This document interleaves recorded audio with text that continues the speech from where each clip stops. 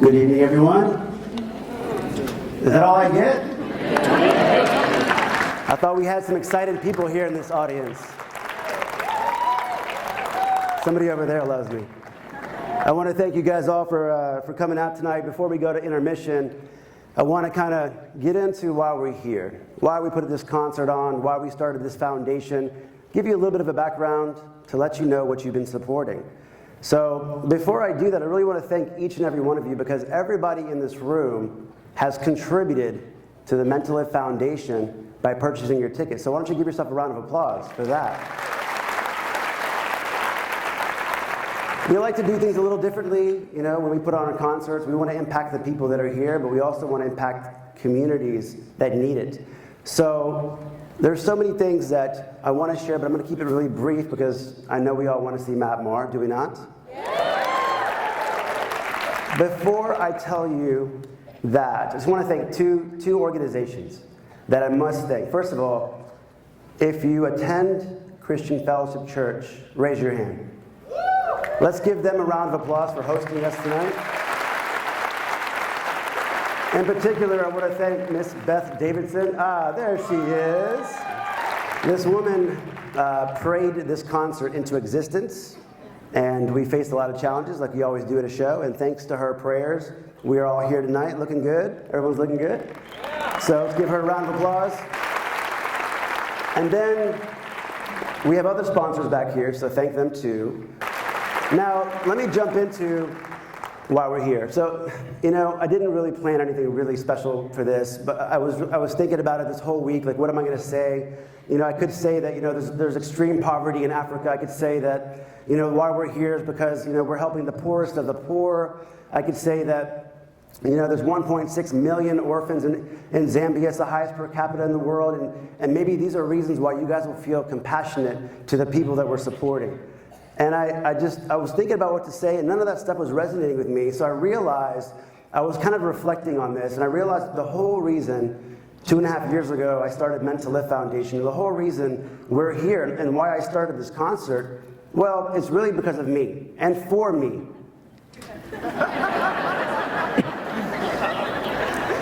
That's not what I had in mind there. I don't know where that photo came from. Trust me, your money's in good hands. I promise you, I didn't pocket all of your money. I don't know where that photo came from. No, the truth is, when I looked at the faces of these children, I saw myself. That's what happened. I saw myself in these kids. I saw myself, although I was very blessed, I have two great parents. I have siblings that are always supportive of me. I've always had what I wanted. Although my mom and dad were raised in Egypt in poverty, they came to America for the American dream. They raised themselves up, and they provided every need we've ever wanted. Education, cars, food, clothing. I never lacked anything. But how did I relate to these children? That's the question. And the answer is simply this. There was times in my life where I must have felt broken. There's times in my life where I probably felt unwanted. There's times in my life where I probably felt neglected, maybe in school, or maybe I felt like the black sheep, I didn't fit in somewhere. And I realized that maybe that's what these kids feel.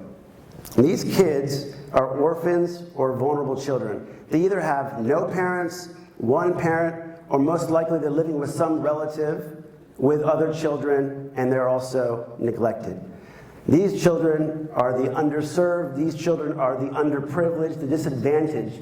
That's who they are. And I realized that even though I grew up in America, in the first world, it doesn't mean that I had a perfect life. And I had to ask myself, why do I feel so compassionate to these children that live so far away? You know the reason I feel compassionate is, and I don't know if you guys can relate, but throughout my life, I can see times of tribulation, and I could remember when God sent somebody to me at the right time to encourage me, to lift me up, and to tell me, because He lives, you can face tomorrow. Right? Amen. Amen.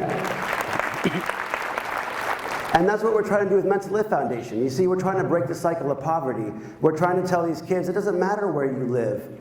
Okay? No matter where you live, whether you get to live in Zambia or South America or America, you deserve to live. It doesn't matter where you live. It became an issue of justice. Instead of it a charitable thing, we're going to raise money, we're going to feel sorry for children, it's justice. You know why it's justice? Because these kids deserve the same life that we have here. There's no reason why they can't have that life.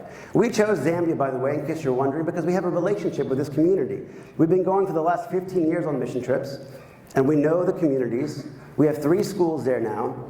We know all the children, and there's thousands of children. Currently, going into this show, we have a little bit less than 220 children that we're supporting. We're hoping, by the help of these 2,200 beautiful, lovely people, that we can reach 280 children tonight. So, I have a question for all you guys in the audience. Was there ever a time where you were down, or maybe you are right now, and somebody came along, God sent somebody along to lift you up and to encourage you? Has that ever happened? So it's not a third world problem. It's not a third world problem. It's a universal problem, all right? And the thing about it is, the thing I love about our program is we bring Jesus into the school. We bring Jesus into the community. Think about it. Jesus is who brought us all here. Jesus is the one that got us out of all the issues that we had, the tribulations that we had, the hard times that we had. So we make sure that's the first thing we give them. We also provide food, we provide medical access, we also provide education, which lifts them out of poverty. So, how does this impact you? Quite simply this. For $1.12 a day, you can save the life of an orphan. You can provide for them. You can write letters of encouragement to them. You can send them pictures. You can have a relationship with them the same way people have had with you in your life. You can do the exact same thing with them. All we need is, I would say, at least 70 people out of the 2,200 people in the room to say, I want to commit, I want to support these children. By the way, in your rows, there's a bunch of cards and some pens. You can fill them out. If you'd like to make a one-time donation, it could be as low as $5, which goes a long way. And you can put them in the black boxes as you're walking out to intermission. Or you can you see the lovely ladies there in the purple shirts, the supporters of Meant to Live waving at you? Those people will help sign you up if you want to sponsor a child. Now here's one last thing we're going to do. If you do sponsor a child, and especially if you're in general admission, we're going to bump you up and we're going to give you an all-access pass so that you can meet Matt Maher after the show. Thank you so much for all your support, and God bless you.